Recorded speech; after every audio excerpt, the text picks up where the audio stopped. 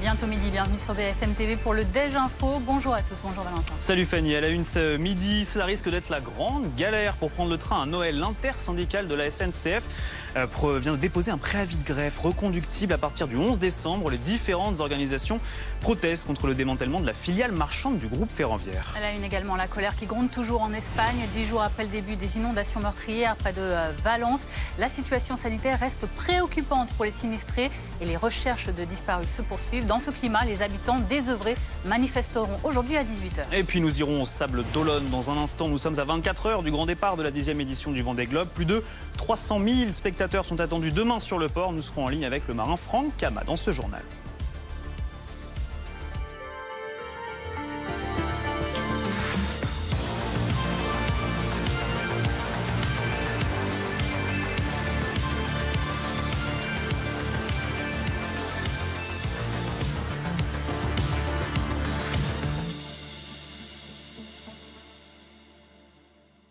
Donc l'information de la mi-journée, va-t-il y avoir une galère monstre dans les transports pour Noël? L'ensemble des syndicats de la SNCF appellent à une grève illimitée à partir du 11 décembre prochain. Ils protestent contre le démantèlement de la filiale fret de la SNCF. On va retrouver en gare de Montparnasse à Paris Edgar Becquet. Bonjour Edgar.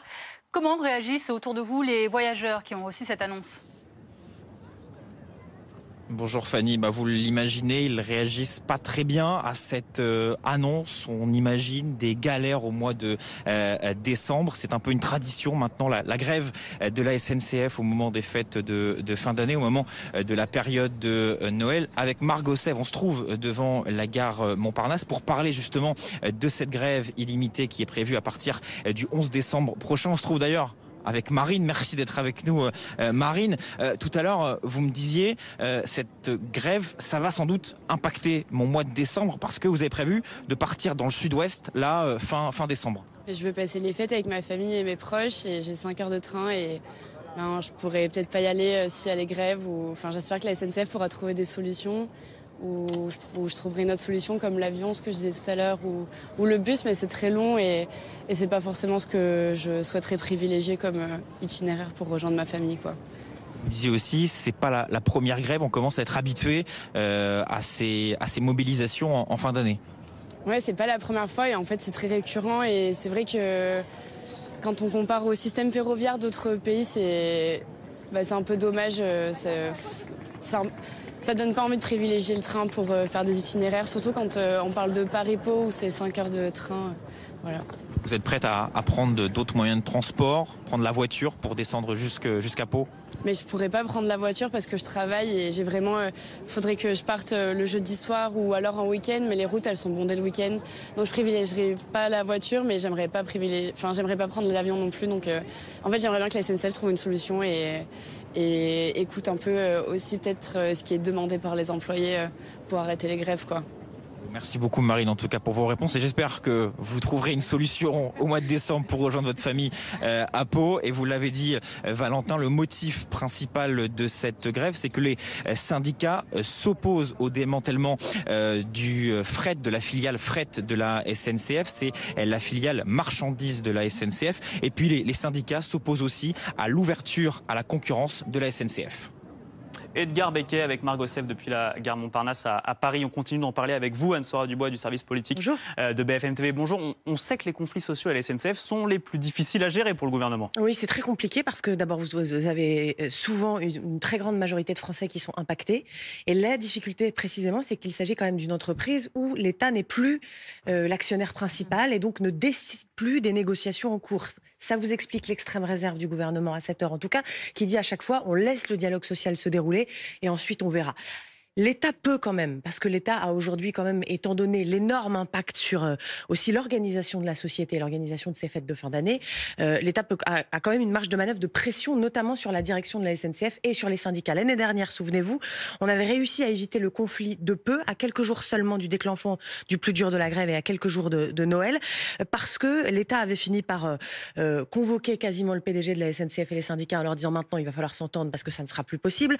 L'État avait aussi agiter les législations d'autres pays, notamment l'Italie. Souvenez-vous de ce débat qui avait commencé à naître en France et qui disait, à la fin, peut-être qu'on va finir par interdire les grèves pendant les périodes très tendues pour les Français, en tout cas très stratégiques, économiques pour le pays. Ça avait aussi donc été agité par le gouvernement. Et puis l'accélération de l'ouverture à la concurrence, dont François Durovray, ministre des Transports, a encore parlé il y a 48 heures, en disant, puisque c'est comme ça, puisqu'à chaque fois on a cette espèce de... On utilise ce mot avec réserve, mais prise d'otage un peu des Français, eh bien l'ouverture à la concurrence permet aussi, pour ceux qui n'ont pas d'autre solution, de se tourner vers d'autres trains. Donc l'État ne peut pas tout, l'État a des limites, mais l'État a quand même une marge de pression très importante sur ces négociations. Et il le fera de nouveau parce que c'est très désastreux à chaque fois. Beaucoup plus sur le gouvernement en termes d'impact électoral que sur les grévistes, absolument. Et justement, vous parlez du gouvernement. Le ministre des Transports a réagi forcément à ces annonces de préavis de grève et il espère, il compte sur la responsabilité des cheminots. Voilà, très grosse incitation dans les mots, on le comprend, une très grosse incitation au dialogue et à la résolution de ce conflit. Les cheminotes et cheminots de la SNCF sont des femmes et des hommes résolument engagés pour le service public, rappelle le ministre des Transports. Le ministre sait pouvoir compter sur l'esprit de responsabilité de la direction et des syndicats pour s'entendre. C'est pouvoir compter, on peut traduire par espère pouvoir compter sur l'esprit de responsabilité de la direction et des syndicats pour s'entendre. On essaye de rester positif du côté du ministère des Transports, pas trop alarmiste. Décembre est encore loin. D'ici là, le dialogue social est en cours et l'objectif est bien sûr de parvenir à un accord qui évite de bloquer les Français. On en est au stade de l'incitation très forte. Alors décembre est encore loin, mais il y a novembre qui approche puisque les contestations sociales vont commencer dès la semaine prochaine. Les agriculteurs manifesteront vendredi prochain un peu partout en France. Ils estiment bien que rien n'a changé depuis leur grande manifestation l'an dernier. Ce sera vraiment de la révolte. Mais la crainte de l'accord du Mercosur, tout simplement, qui peut faire exploser la colère des agriculteurs français, parce qu'en une phrase, je vais te le résumer, c'est qu'on va autoriser aux Français autoriser à manger aux Français ce qu'on nous interdit de produire depuis plus de 20 ans en France. Dans cette situation, avec les problématiques qu'on a, on n'arrivera plus à vivre et donc ça veut dire qu'on va finir à poil sur la paille. C'est vraiment un gros questionnement de savoir qu'est-ce qu'on fera demain. Est-ce que la France veut encore de ses agriculteurs ? Anne-Sora Dubois, on vient de voir ces interventions d'agriculteurs. Ça va être compliqué pour Michel Barnier, pour son gouvernement cet automne et cet hiver, avec donc ces agriculteurs également qui annoncent qu'ils manifesteront. Il y a aussi la fonction publique, beaucoup de manifestations. Oui, voilà, pas simplement sur le front agricole, puisqu'on est toujours dans les suites de cette très grosse colère agricole qui a démarré au printemps dernier, souvenez-vous, avec cette soixantaine de mesures qui ont été données par l'ancien Premier ministre Gabriel Attal, la simplification administrative demandée par les agriculteurs, qui met beaucoup de temps à se mettre en place, il faut le dire. Pour le coup, ça ne coûte rien à l'État français. Mais on a l'impression que l'administration est quasi incapable de mettre ça en place. La simplification des normes, notamment. L'accord sur le Mercosur qui est toujours en cours, qui inquiète beaucoup les agriculteurs, qui n'a toujours pas été voté pour l'instant du côté de l'Union européenne. Donc voilà pour les agriculteurs. Du côté des entreprises, vous avez ces très gros fronts sociaux qui se sont ouverts avec Auchan et Michelin. En tout, ça fait quand même des milliers de suppressions de postes. Du côté d'Auchan, c'est la grande distribution. Du côté de Michelin, ça vous englobe aussi une autre partie macroéconomique, non seulement de la France, mais aussi de l'Europe, la filière automobile absolument, qui est en grande difficulté, qui pourrait donc toucher d'autres entreprises, d'où les mots assez alarmistes du ministre Marc Ferracci ce matin, qui dit qu'il pourrait y avoir à terme d'autres plans sociaux dans les mois qui viennent. On va vers un automne, un hiver social pour l'année 2025, avec plusieurs milliers de suppressions de postes. Vous aurez aussi la queue de comète, bien sûr, du budget, puisque nous avons des mesures budgétaires dures, austères, qui arrivent en France, et donc avec des suppressions de postes peut-être au sein de la fonction publique. Ça a été évoqué par Michel Barnier, des suppressions de postes aussi du côté de l'éducation nationale, 4000 postes supprimés. Pour l'instant, ça ne bouge pas trop du côté des écoles, mais peut-être que ça viendra. Alors, on va continuer de reparler de cette grève illimitée qui s'annonce donc à partir du 11 décembre à la SNCF. Avec vous, Romain Pitelet, vous êtes secrétaire général adjoint de la CGT Cheminots. Merci d'être avec nous sur BFM TV. Pourquoi une telle grève? Qu'est-ce que vous demandez en fait à la direction de la SNCF? Vous parlez déjà d'une grève illimitée à la fin de l'année. Enfin, nous, on a déjà une grève ultimatum qui est annoncée par l'ensemble des organisations syndicales, ce qui est quand même un petit peu pas anodin dans l'entreprise et dans le monde du ferroviaire, pour le 21 novembre.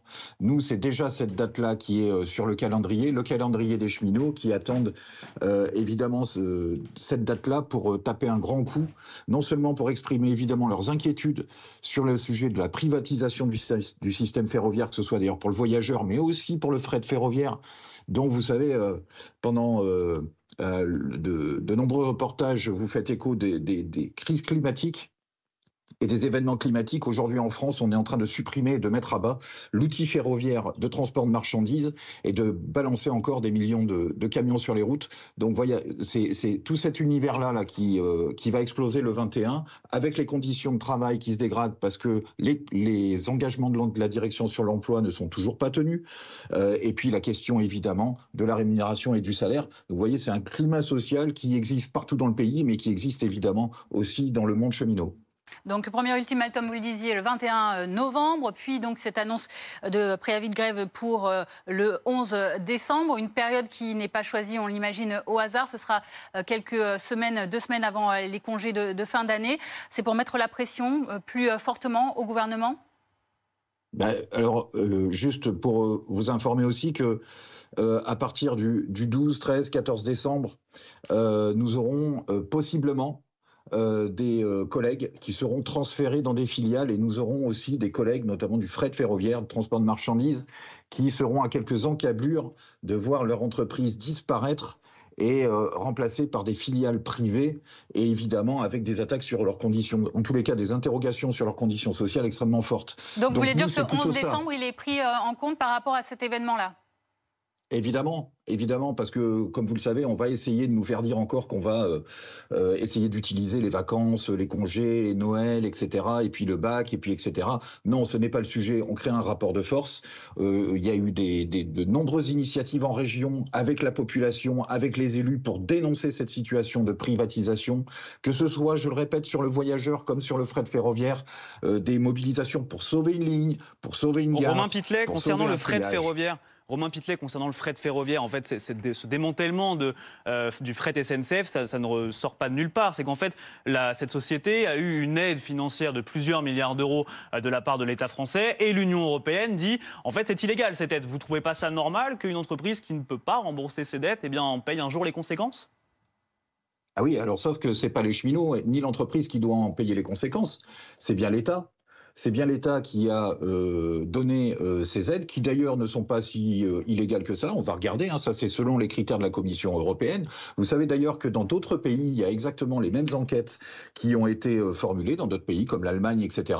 Et le gouvernement ne s'est pas précipité pour démanteler leur outil public de transport de marchandises, et ont demandé de poursuivre les discussions avec la Commission européenne. Là, nous avons un braquage d'État avec la complicité de la direction qui s'est précipité à l'époque de Clément Beaune, mais confirmé par le ministre aujourd'hui, de vouloir dézinguer l'outil public pour pouvoir mettre des filiales privées, abaisser les conditions sociales et surtout, contrairement aux engagements, des trafics qui ne sont pas repris par les filiales ou par les opérateurs privés et qui basculent vers la route. Nous avons des chargeurs et des entreprises qui veulent travailler avec le ferroviaire, y compris avec Fret SNCF encore aujourd'hui, et qui se retrouvent dans l'impossibilité de le faire. Donc la responsabilité de camions supplémentaires sur les routes, c'est bien le gouvernement qui la prend, avec la complicité de la direction de la SNCF. Vous parlez d'un braquage d'État que vous ressentez de votre côté. Est-ce que vous n'avez pas l'impression, vous, de transposer cette situation-là en une sorte de prise d'otage en ce qui concerne, par exemple, les voyageurs? Eux, vous le savez,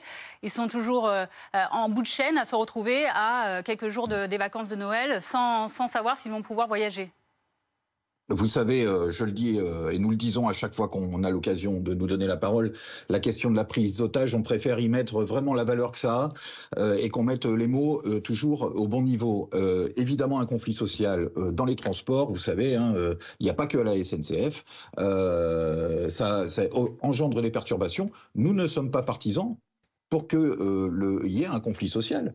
C'est aujourd'hui de la responsabilité de la direction de la SNCF de répondre sur les conditions de travail de l'ensemble des collègues. De l'ensemble des collègues partout sur le territoire, pour donner les moyens pour pouvoir bien travailler, y compris en termes d'emploi, de répondre sur les enjeux, parce qu'il va y avoir l'ouverture des négociations salariales, où on nous annonce aujourd'hui que ça va être 0, parce qu'il y a d'autres choix qui ont été faits, et on pourra en discuter ultérieurement, et puis la responsabilité du gouvernement de mettre en place un moratoire sur le fret, parce que c'est ce que les 4 organisations organisations syndicales exigent, un moratoire sur le fret pour qu'on se pose, qu'on arrête cette casse à l'aune en plus d'enjeux environnementaux extrêmement forts, à la demande des populations, et que ce soit la même chose d'ailleurs sur la filialisation du transport de voyageurs. Aujourd'hui, nous avons besoin d'autre chose dans ce pays. Il y a les moyens pour le faire, il y a un outil public pour le faire, il y a des salariés pour le faire, et c'est à la demande des populations.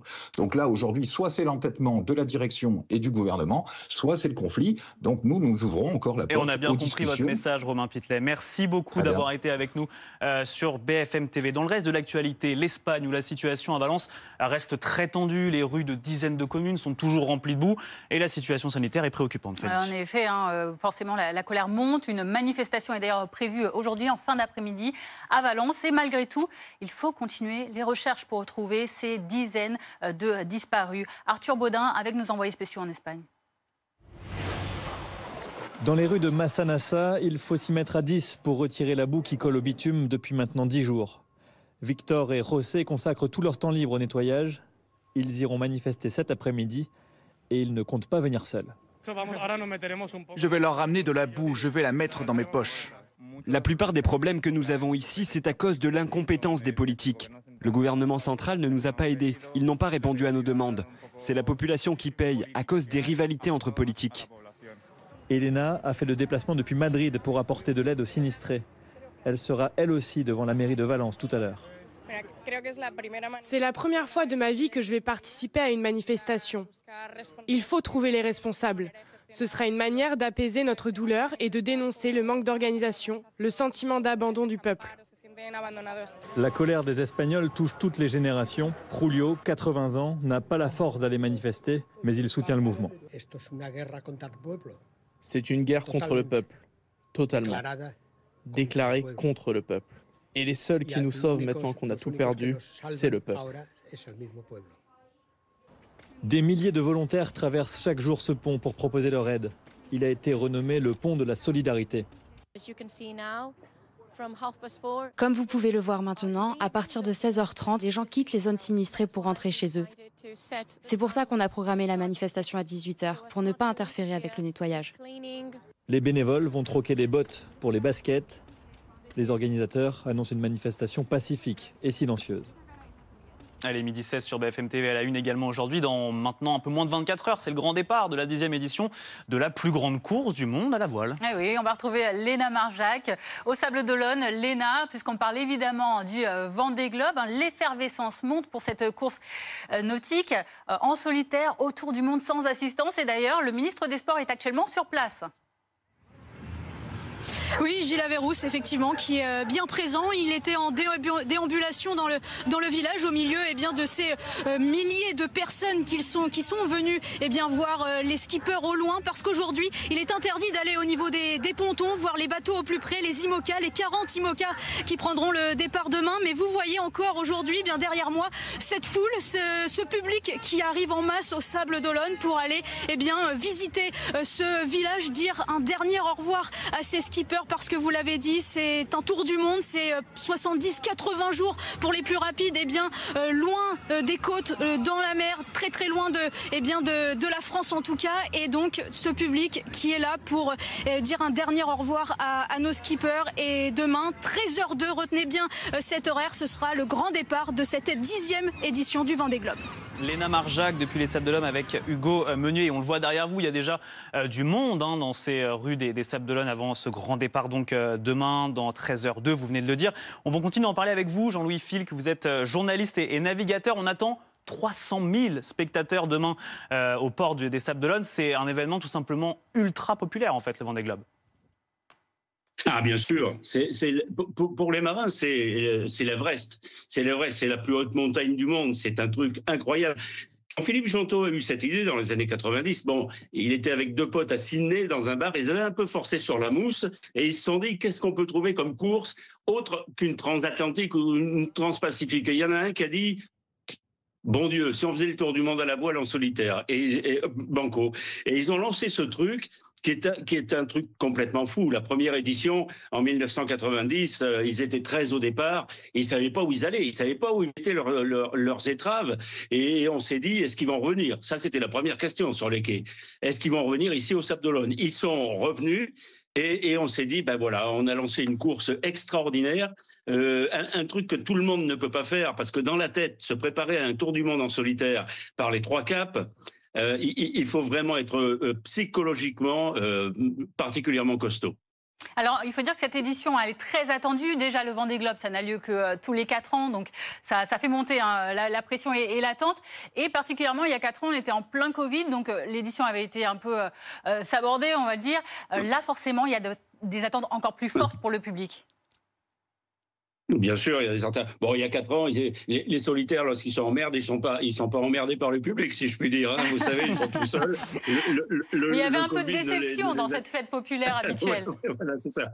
Voilà, c'est ça. Mais le huis clos en Vendée, ça n'existe pas. Les Vendéens sont, et au Sable d'Olonne en particulier, dans le milieu marin, ils sont très, très soudés. Et effectivement, il y a des dizaines et des dizaines de milliers de personnes. Il y aura des centaines de bateaux sur l'eau, avec quelques risques de sécurité d'ailleurs. Mais là, la police maritime et les organisateurs font tout pour que ça se passe bien. Mais effectivement, c'est un truc hyper populaire. Ça a lieu tous les 4 ans. C'est comme les Jeux Olympiques, finalement. On attend, et puis le Vendée Globe part, et il y a de plus en plus de monde, de plus en plus de marins amarinés, comme on dit.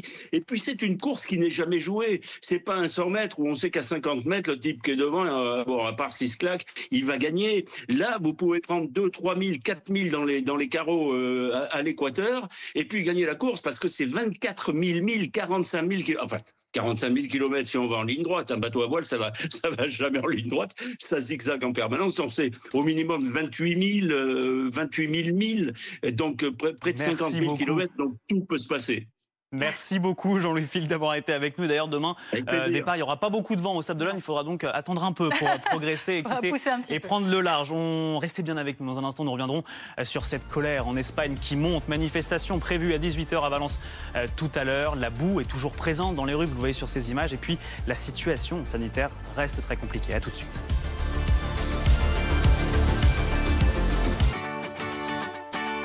Événement BFM TV. Le saviez-vous ?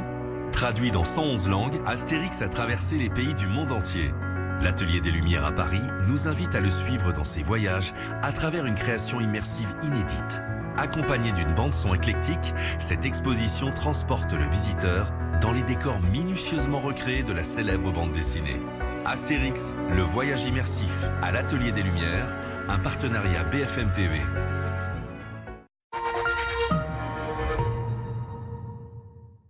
Pourquoi la MAF? Je veux savoir pourquoi. Oh, elle est super sympa ta nouvelle voiture. Tu l'as payé cher ton assurance? Non, je suis à la MAF. Ah ouais. Et comme je suis beau conducteur, avec le bonus à vie MAF, j'ai 50% de réduction à vie. 50% de réduction à vie? À vie. Ah ouais. Oh. Maintenant vous savez pourquoi je préfère la MAF. Ils ont cassé le moustique. What the world needs now is love, sweet love. It's the only thing that there's just to love.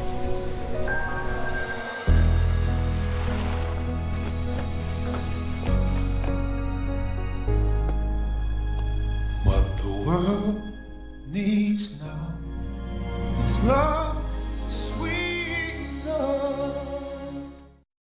Tu vois, pas une femme à la direction. C'est mort, je postule pas. Jean-Michel, Gérard, Bernard. Que des mecs. Attends, la tête. Claude. Claude. Claude ou Claude? C'est pas précisé.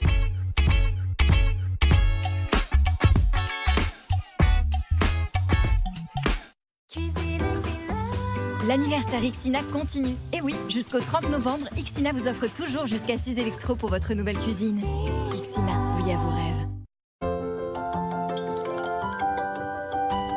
Depuis 30 ans, la Fondation Ronald McDonald a construit 10 maisons de parents proches des enfants hospitalisés et a accueilli plus de 68 000 familles. Se chauffer au bois est simple avec Simplifeu. Expert en bois de chauffage, bûches compressées ou granulées depuis 10 ans. En 2 clics sur simplifeu.com, commandez en livraison ou retrait dans un des 120 dépôts Simplifeu. Simplifiez-vous le chauffage au bois. Retrouvez nos offres sur simplifeu.com. Il y a tellement de raisons de célébrer la vie. Et autant de façons de célébrer une vie. Célébrer une personnalité, une qualité, et même quelques défauts. PFG sera toujours à vos côtés. Alors en cas de décès, appelez-nous au 3012, de jour comme de nuit. Urgence décès 3012, un service PFG. Les petits chaperons rouges d'aujourd'hui savent très bien comment ravitailler Mère Grand avec un panier bien frais. C'est moi qui l'appelle Mère Grand. T'inquiète, il est cool. Oh, bah merci. Donc je disais, chez Aldi, les fruits et légumes frais sont livrés chaque jour en magasin. Aldi, la meilleure qualité à prix discount. Être un bon entrepreneur, c'est savoir qu'on ne peut pas tout faire tout seul. Avec Yonos, faites-vous accompagner par un conseiller personnel et profitez de l'intelligence artificielle pour créer votre site web en un éclair.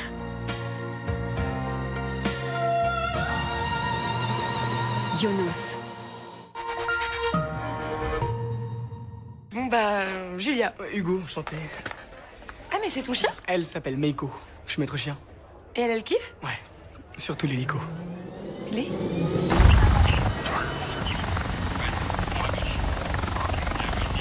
L'armée de l'air et de l'espace recrute et forme à plus de 50 métiers.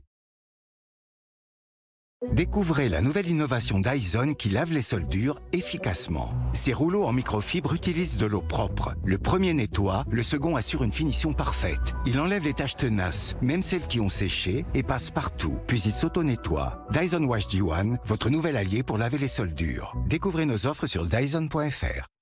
Chez Honda, nous concevons qu'en choisissant l'une de nos voitures, vous choisissez un partenaire de vie. Mais nous concevons surtout que quel que soit le modèle choisi, vous devriez toujours pouvoir compter sur lui. Chez Honda, nous concevons cela depuis 75 ans. Découvrez la gamme électrifiée Honda conçue pour durer. En ce moment, le HR-V hybride est à partir de 249 € par mois et jusqu'à 10 ans de garantie moteur offerte. Ça va? On ne dérange pas? Quoi? Non, mais si on te dérange, tu peux le dire. Hein. J'ai fait quoi? Ah bah justement, je te le demande. Tu vas me le dire. Je sais pas. Tu sais pas. Bah moi non plus, tu vois, je sais pas, je sais plus. Et si tu ne sais pas et que je ne sais pas non plus, donc personne ne sait. Et donc on fait quoi? Bah rien. Ah, tu veux jouer à ce petit jeu-là avec moi? Bah non. Bah si. Non. Si. Donc tu arrêtes tes provocations. Our commitment is 2050. 2050. En el año 2050. Je vous assure que nous atteindrons nos objectifs. Año 2050.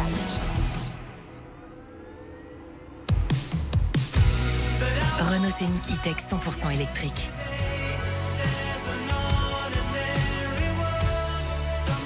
On a tout changé, sauf le nom. Profitez de la borne de recharge offerte et de 4 000 € de bonus écologique avant le changement des conditions.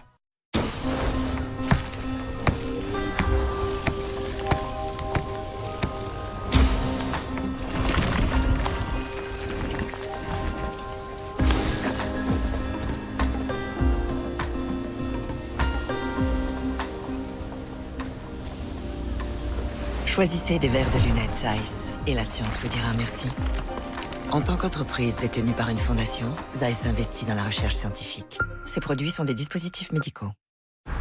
Avec un tel espace intérieur, le nouveau Skoda Kamiq vous fait vous sentir libre. Libre de partir où vous voulez, quand vous voulez. Libre de faire une escale juste ici. Allez, au revoir bonhomme. Et maintenant, vous voilà encore plus libre. Nouveau Skoda Kamiq, à découvrir dès 229 € par mois avec 2 mois de loyer offert et sans apport. Disponible maintenant en concession ou sur skoda.fr. Skoda. Passez à la météo aussi facilement que ça avec Ulysse. Ulysse, et c'est réglé. Entrepreneurs, soyez au top devant la météo avec Groupe Verlaine. Le meilleur de la rénovation énergétique à vos côtés pour développer votre franchise. Groupeverlaine.com.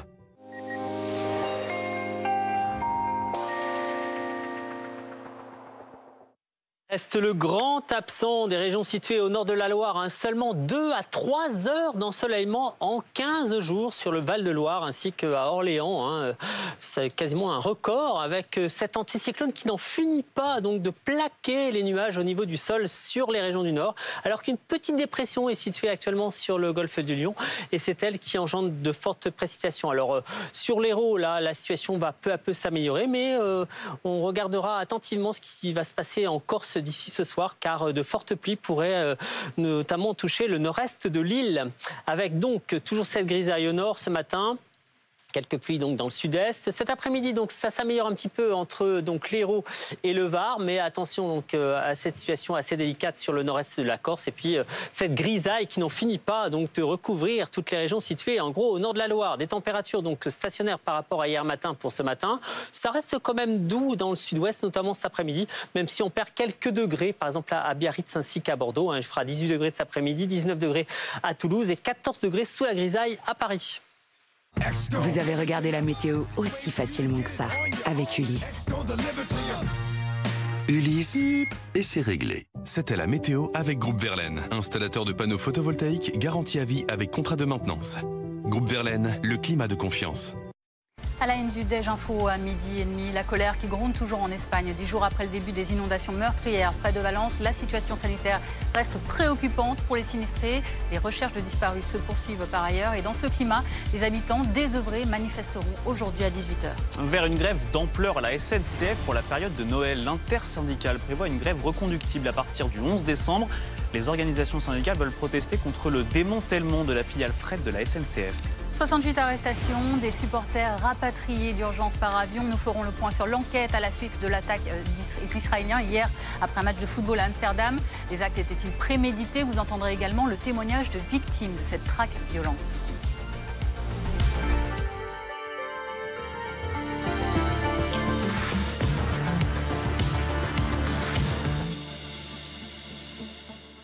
Mais tout d'abord, la situation en Espagne où la colère ne retombe pas. Plus de 10 jours après le début des inondations qui ont fait au moins 223 morts selon les autorités et 78 disparus. Un bilan forcément toujours provisoire, principalement dans la région de Valence. Et c'est là qu'on vous retrouve, Antoine Forestier. Vous êtes notre envoyé spécial sur place. Aujourd'hui encore, les sinistrés sont occupés aux recherches, au nettoyage. On voit sur ces images la boue qui est toujours très présente. Quelle est la situation autour de vous ?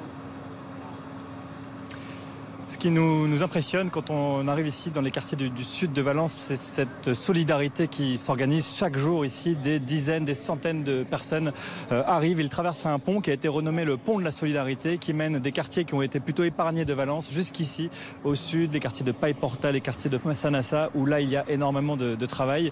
On a été aussi marqué par ce qu'on voit juste à côté de nous. C'est ici sur ce terrain vague qui est entreposé tous les déchets qui sont retrouvés. Ils sont pleins de boue ici, plein d'effets personnels qui ont appartenu donc aux habitants ici du quartier. Un petit peu plus loin, on a vu des carcasses de voitures. Il y en a 30 à 40 qui sont ramenées chaque jour et qui sont empilées. On compte plus de 5000 voitures qui sont entreposées dans les quartiers ici tout autour de Valence. Et on se rend compte qu'il y a encore énormément de travail. Lorsqu'on échange avec ces volontaires qui viennent ici chaque jour, ils nous disent qu'il y en a pour des mois et des mois. Il va y avoir une petite pause dans ce travail de nettoyage tout à l'heure parce qu'à partir de 18h, il y a une manifestation qui est organisée ici à Valence pour dire tout le mal qu'ils pensent de la gestion de cette crise par le gouvernement. Le rendez-vous, il est à partir de 18h au niveau de la mairie de Valence. Il va y avoir cortège d'environ 900 mètres pour rejoindre le siège du gouvernement autonome ici, d'une sorte de gouvernement régional ici. Les organisateurs, on a pu échanger avec eux hier. Ils attendent des milliers de personnes. Ils ont volontairement décalé cette manifestation à partir de 18h pour que tous ceux qui participent aux opérations de recherche, aux opérations de nettoyage puissent y participer. Ils vont demander la démission de tous ces responsables politiques qui, sont eux, ont trop tardé à lancer les alertes et ont trop tardé à venir apporter leur aide. On les voit maintenant dans les rues, les militaires, les pompiers qui prêtent main forte à la population. Mais ce qui est vraiment impressionnant ici, 10 jours après, c'est ce mouvement de solidarité. Toutes les générations ici qui viennent chaque jour pour aider à nettoyer les habitants et également à apporter de l'aide avec des vivres, de l'eau, des produits de première nécessité qui sont distribués à tous ceux qui le souhaitent. Antoine Forestier avec Brice Petit-Fils depuis Paiporta en Espagne. Avant-hier, de nouveaux orages ont touché le nord du pays. Des pluies diluviennes se sont abattues sur la Catalogne, heureusement, sans faire de victimes, dans les rues de la station balnéaire de Cadaqués. Vous le voyez, des torrents d'eau qui ont inondé des commerces. Ils ont également emporté des voitures qui ont dû être élitreillées pour être remis sur la route. Bonjour Alix Roumaniac, vous êtes le président de la société Predict Service, spécialiste dans la prévention des phénomènes météorologiques. Merci d'avoir accepté notre invitation. On a ici, en à peine une semaine, 2 phénomènes de crues très violentes en Espagne, dans des régions différentes. Conséquence, on l'imagine forcément, du réchauffement climatique, du changement climatique. Est-ce que c'est amené à se répéter? Est-ce qu'il y a des zones plus vulnérables que d'autres dans ce pays? Alors, effectivement, vous l'évoquiez, deux phénomènes à courte durée, à moins d'une semaine, qui faisaient suite à ce qu'a connu la France un mois avant, avec le passage des dépressions, Kirk, Leslie, puis cette goutte froide qui a commencé par la France et fini et descendu par Valence. Et effectivement, le rôle majeur, c'est la Méditerranée qui a été très très chaude cet été. Au mois d'août, il faut savoir que la Méditerranée a battu son record de température jamais mesuré, et on sait que c'est elle qui fournit le carburant de ces événements. Et lorsque ces événements tombent dans des lieux qui sont plutôt ruraux, où on peut avoir des fortes précipitations, les cours d'eau sortent, mais avec peu de conséquences. Mais quand, comme on l'a vu la semaine dernière, sur Valence, ça tombe sur des zones qui sont très urbanisées, ou sur Cadaqués avec des pentes très fortes, mais les conséquences immédiatement sont très importantes, d'où l'importance effectivement de pouvoir anticiper ces opérations, se mettre en sécurité les véhicules. Dans ce système actuel, c'est extrêmement important de développer toutes ces stratégies. Alors on a vu ces images impressionnantes donc en Catalogne, dans la région de Cadaqués. C'est pas très loin de la France. Il y a d'ailleurs eu des vigilances oranges qui ont été déclenchées sur l'Hérault récemment. Est-ce que ces inondations exceptionnelles peuvent survenir en France avec cette Méditerranée qui est, comme vous l'avez dit, bien surchauffée ?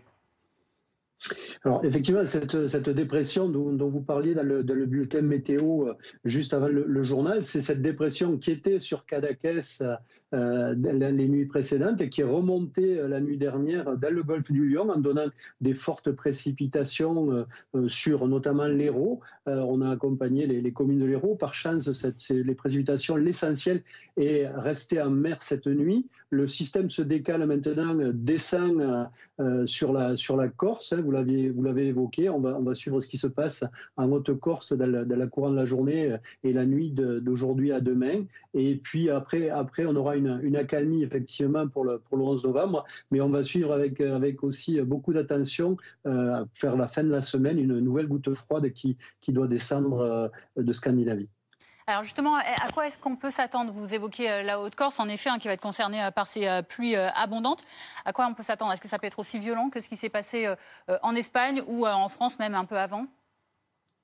Alors sur la Haute-Corse, cet après-midi, les signaux fournis par les modèles de nos collègues de Météo France montrent des risques, notamment sur la côte orientale nord, mais pas de signaux trop intenses. Mais on va suivre ça avec attention parce qu'il y a toujours possiblement des surprises. Ces gouttes froides ou ces dépressions sont très capricieuses. Par contre, on va regarder avec beaucoup plus d'attention pour le milieu de la semaine. À partir de lundi, effectivement, les modèles voient une goutte froide avec de l'air très froid en altitude se décrocher de Scandinavie, descendre mardi, mercredi sur la France pour rejoindre l'Espagne, et au passage de cette goutte froide, on peut à nouveau avoir des fortes précipitations. Donc il va falloir être patient pour retrouver une situation normale, et il faut que les gens qui nous suivent respectent vraiment absolument les consignes qui seront données par les autorités lors de ces différents événements. Alix Romagnac, là, vous évoquez tout ce qui va arriver, mais vous le disiez, le problème de fond, c'est maintenant il va falloir prévoir, il va falloir anticiper. Qu'est-ce que les autorités doivent mettre en place en France, en Espagne, ailleurs, pour pouvoir justement adapter peut-être les logements ou en tout cas éviter ce genre de catastrophe qui touche la population? Oui, alors quand on a des événements de telle importance, effectivement, on peut essayer de faire des travaux de protection, des digues, mais on voit qu'elles ont été dépassées sur les très gros événements. Donc en parallèle de ça, c'est vraiment l'adaptation, c'est le travail de l'ensemble de la chaîne, depuis la prévision météo, mais jusqu'aux actions des citoyens. En France, on a vu sur les derniers événements tout le rôle essentiel qu'ont joué les maires, qui ont activé leurs plans communaux de sauvegarde, qui ont informé les populations qui respectent les consignes, qui écoutent ces consignes, toute cette culture de risque. C'est ça qui est important de développer. Bien sûr, c'est trop tôt encore pour essayer de comprendre exactement ce qui s'est passé en Espagne. Il y a plusieurs retours d'expérience qui sont lancés. On travaille nous aussi avec des partenaires espagnols, italiens, grecs pour partager les bonnes pratiques au niveau de la Méditerranée. On reviendra sur ce sujet, mais il est important de continuer, et je pense qu'il faut mettre en avant terrain, on est souvent critique envers ce que l'on fait. Merci beaucoup. Le niveau de développement français sur ces sujets. Merci beaucoup Alix Roumaniac d'avoir été avec nous sur BFM TV à 12h38. Les vacances de Noël sont-elles compromises? Tous les syndicats de la SNCF appellent à une grève illimitée et reconductible à partir du 11 décembre prochain, contre l'annonce du démantèlement de la filière de transport de marchandises de la SNCF. Ils réitèrent en premier ultimatum leur mobilisation du 20 au 22 novembre. Ouais, on va voir comment la population prend cette annonce. Marine Mulsé, vous êtes sur place en gare de Montpellier pour BFM TV avec donc ces voyageurs autour de vous qui viennent d'apprendre ces nouvelles dates annoncées au mois de décembre. Comment est-ce qu'ils réagissent ? Oui, tout à fait. On a appris la nouvelle à plusieurs personnes ce matin, dont une voyageuse qui doit prendre le train le 17 décembre. Et elle était un peu désappointée quand on lui a expliqué qu'il y aurait peut-être une grève au moment où elle doit prendre son train. Et alors pour le moment, disons que les voyageurs sont plutôt compréhensifs, un peu mitigés. Ils comprennent que les agents de la SNCF fassent grève pour demander leurs droits, mais ils disent aussi qu'ils prennent quelque part un peu les voyageurs en otage. Je vous propose d'écouter une voyageuse à qui on a posé la question tout à l'heure. Je pense que c'est un peu une guerre sans fin. En même temps, je comprends les travailleurs qui aussi ont envie de se faire entendre, mais aussi les voyageurs qui ont envie de voir leur famille pour les fêtes. Et je pense que pour trouver une entente des deux côtés, c'est compliqué. Donc on le rappelle, cette grève qui doit débuter le 11 décembre et qui est illimitée, donc elle pourrait durer plusieurs semaines et entacher donc ce week-end de Noël. Marine Mulsé depuis Montpellier avec Camille Martin. On continue d'en parler avec vous. Martin Garagnon, vous êtes porte-parole Ensemble pour la République. Cette grève à la SNCF, ça vous inquiète pour les prochaines semaines, vous, dans le camp de la majorité ? Ce qui m'inquiète une fois de plus, c'est le dévoiement de l'usage qui est fait du droit de grève, parce que lorsque j'entends et que je lis les argumentaires développés par les syndicats qui ont déposé ce préavis de grève illimité, qui vous expliquent que non, le sujet n'est absolument pas les vacances de Noël, la réalité c'est que déposer un préavis de grève au 11 décembre, c'est véritablement menacer la possibilité pour des millions de Français de profiter des vacances de fin d'année, des vacances de Noël en famille. Je rappelle qu'en plus, les voyageurs particuliers qui vont subir ce préavis de grève ne sont en rien concernés par le projet de réforme qui concerne le fret. C'est la filiale SNCF Fret qui concerne 5000 salariés qui est impacté, donc en aucun cas le trafic normal des voyageurs. Et puis j'ai envie de dire c'est la double peine pour les Français parce que cette situation de réforme de la filiale Fret SNCF, elle est la conséquence de milliards d'argent public qui ont été versés à cette filiale depuis des années, puisque c'est une demande européenne qui, dans ce cas-là, a quand même beaucoup de sens. Et donc, c'est au final de l'argent de la poche des Français qu'on demande de poursuivre à verser à une filiale qui est déficitaire. Donc, c'est une réorganisation qui s'impose. Les syndicats demandent à poursuivre des négociations, mais finalement, ce qu'ils veulent, c'est simplement infléchir cette décision et préserver un certain nombre d'acquis qui n'ont plus de raison d'être pour certains. Donc, on ne peut pas demander à la fois des réformes budgétaires et continuer à demander de l'argent, du financement public. Là, on parle de 5 milliards d'euros qui ont été versés au début des années 2010 et qui justifie cette réforme. Donc c'est vraiment la double peine pour les Français. Donc ce que demandent ces syndicats qui ont donc annoncé ce préavis de grève, à savoir un moratoire sur cet arrêt du fret, vous répondez que niet, il n'y aura pas de retour en arrière. Pour vous, c'est acté? On va laisser les instances sociales de la SNCF en discuter s'ils le souhaitent, mais en tout cas, c'est pas une réforme qui En discuter avec qui? En discuter entre elles? En discuter avec vous? En discuter avec la direction? En discuter déjà dans un premier temps. Ce qu'il faut rappeler, c'est que ce préavis de grève arrive maintenant, mais ce projet est dans les cartons depuis des années. Donc c'est pas un sujet qui est nouveau. Les syndicats font mine de découvrir ce sujet et de déclencher à la dernière minute un préavis de grève, une fois de plus, le 11 décembre, donc à la veille des vacances de fin d'année, alors que c'est un sujet qui est sur la table depuis un certain temps, puisque comme je vous le disais, ce qui est en cause, c'est le versement de 5 milliards d'euros d'argent public au début des années 2010. Martin Garagnon, c'est 500 postes qui sont annoncés potentiellement à être supprimés avec cette réorganisation du fret SNCF. Vous deviez vous y attendre également, que les syndicats de la SNCF choisiraient cette date-là pour manifester. Ils n'allaient pas laisser 500 personnes sur le carreau sans rien faire. Mais on s'y attend dans la mesure où effectivement, à chaque fois qu'il y a un projet de réforme qui touche la SNCF dans son ensemble, on vit finalement les Français, les millions de Français comme moi qui prennent le train pour rejoindre leur famille, vivent toujours la même situation. Donc ces préavis de grève sont déclenchés. Enfin, je veux dire, arrêtons l'hypocrisie. Les syndicats savent très bien ce qu'ils font lorsqu'ils déposent un préavis de grève à 11 décembre. Ils savent très bien que ça menace les vacances de fête de fin d'année de millions de Français et se servent de cela pour faire pression finalement sur des décisions. Donc reporter sine die des projets de réforme qui s'imposent et qui tombent dans le bon sens, puisqu'il s'agit effectivement, vous le rappelez, de 500 postes suppression et de la division en deux filiales, de la filiale fret SNCF, sans rentrer trop dans les détails techniques. Ça se justifie à beaucoup d'égards. Donc, ils jouent leur rôle, mais finalement, le grand absent, c'est toujours la qualité du service rendu et une forme d'efficacité économique. Le seul discours des syndicats, c'est la préservation de certains acquis sociaux. Donc, une fois de plus, on est dans une démarche de conservatisme et de corporatisme qui pénalise des millions de Français. Restez avec nous, Martin Garagnon, parce qu'il n'y a pas que la situation de la SNCF qui inquiète. On voudrait vous faire écouter également ce qu'a dit ce matin chez nos confrères de France Inter, Marc Ferracci, le ministre délégué en charge de l'industrie. Il s'attend à de nouvelles annonces de fermeture et d'industrie. Les annonces de fermeture de sites, il y en aura probablement dans les semaines et les mois qui viennent. Ici, je ne vais pas donner des chiffres, mais évidemment que ça va se compter en milliers d'emplois. On ne peut pas les évaluer précisément. Pourquoi on ne peut pas les évaluer précisément? Parce que sur chaque dossier, on se bat. Martin Garagnon, Michelin, Auchan, la SNCF, le secteur automobile, ça fait beaucoup de suppressions de postes en peu de temps. C'est la conséquence finalement de ce que vous avez fait dans la précédente mandature de l'ancien gouvernement ? Alors, ce qui a été fait dans la précédente législature, c'est au contraire une résorption du chômage de masse. D'ailleurs, c'est un sujet qui est sorti un petit peu des radars de l'actualité, et tant mieux, ça veut dire que ça n'est plus un sujet prioritaire, puisque le chômage a été très fortement réduit. Et concernant les emplois industriels, la France est dans une situation de solde positif de création d'emplois industriels, ce qu'on appelle la réindustrialisation.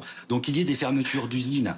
On peut en évoquer un certain cas, et effectivement il faut accompagner ce traitement des salariés dont les usines peuvent fermer, mais dans la globalité il y a un solde positif de création d'emplois industriels en France, donc on ne peut que s'en réjouir. Et la France d'ailleurs est pour la 5e année consécutive le premier destinataire des investissements directs étrangers. Ça veut dire que la France est le pays le plus attractif en Europe, y compris devant l'Allemagne, de la création d'emplois industriels. Merci Martin Garagnon, porte-parole Ensemble pour la République, de nous avoir apporté vos précisions aujourd'hui sur cette question donc de ce préavis de grève à partir du 11 décembre, grève illimitée donc de tous les syndicats de la SNCF. Dans l'actualité, à 12h45, on en vient aux suites de l'attaque aux Pays-Bas des Israéliens après un match de football. Les supporters du Maccabi Tel Aviv ont tous été rapatriés hier. Et on va retrouver Angie Loata depuis Amsterdam. Angie, vous avez pu vous entretenir avec des supporters. Ils pensent que cette attaque était préméditée. Écoutez, en attendant que la police ou la justice néerlandaise ne livre de nouveaux éléments, on s'en tient aux témoignages nombreux des victimes que nous avons pu rencontrer avec Hugo Dorsemen hier à l'aéroport d'Amsterdam, avant même qu'il ne s'envole pour Israël.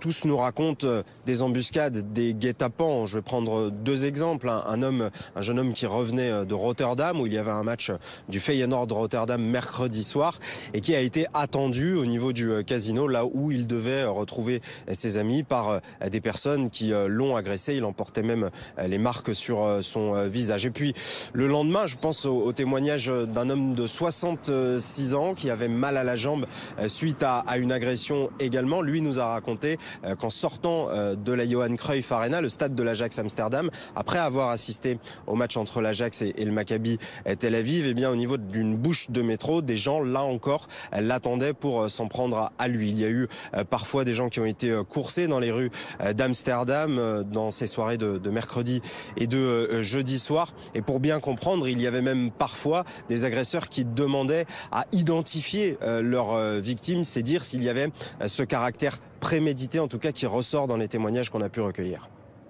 Et ces attaques à Amsterdam, elles ont d'ores et déjà des répercussions. Le gouvernement israélien a demandé aux supporters du Maccabi Tel Aviv basket, cette fois-ci, de ne pas se rendre à un match qui a eu lieu hier en Italie, rencontre qui s'est finalement déroulée sans accroc, sans incident. Alors cette annonce intervient à seulement 5 jours du match France-Israël au Stade de France. Quelques dizaines de supporters israéliens sont attendus et le dispositif de sécurité sera hors norme. Marion Bercher.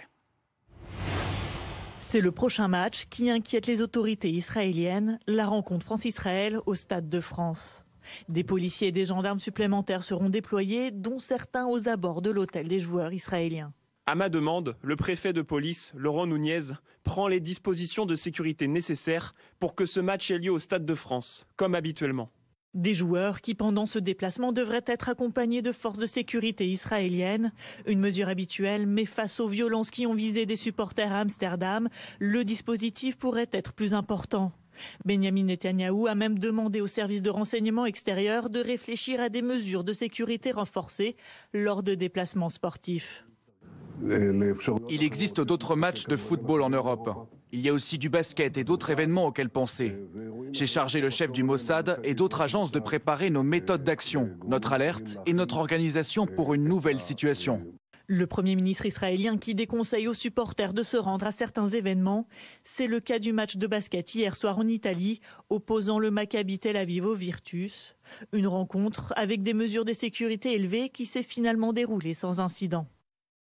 Et justement, on vous parlait du match France-Israël qui aura lieu le 14 novembre, donc la semaine prochaine, à Paris, au Stade de France, plus précisément à Saint-Denis. Regardez le dispositif exceptionnel qui a été mis en place à cause de ces faits qui sont survenus à Amsterdam. 2500 policiers et gendarmes seront mobilisés. Il y aura également des agents supplémentaires qui seront donc mis à disposition. Dans le stade, 1400 stadiers s'occuperont de la sécurité de l'enceinte. Et puis, vous le voyez également, les rangs les plus proches de la pelouse seront condamnés pour éviter tout jet de projectiles ou invasion du terrain. Vous le voyez, les choses sont prises très au sérieux du côté du gouvernement, notamment pour sécuriser cette fête qui doit rester avant tout sportive. Allez, restez bien avec nous sur BFM TV. Dans un instant, c'est Affaires suivantes présentées par Ronald Guintranche et Dominique Rizet. Dans un instant. Mais avant tout ça, c'est la météo.